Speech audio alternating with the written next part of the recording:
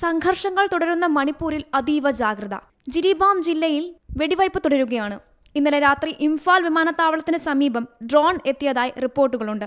സംഘർഷം തുടരുന്ന പ്രദേശങ്ങളിൽ സൈന്യം നിരീക്ഷണം ശക്തമാക്കി.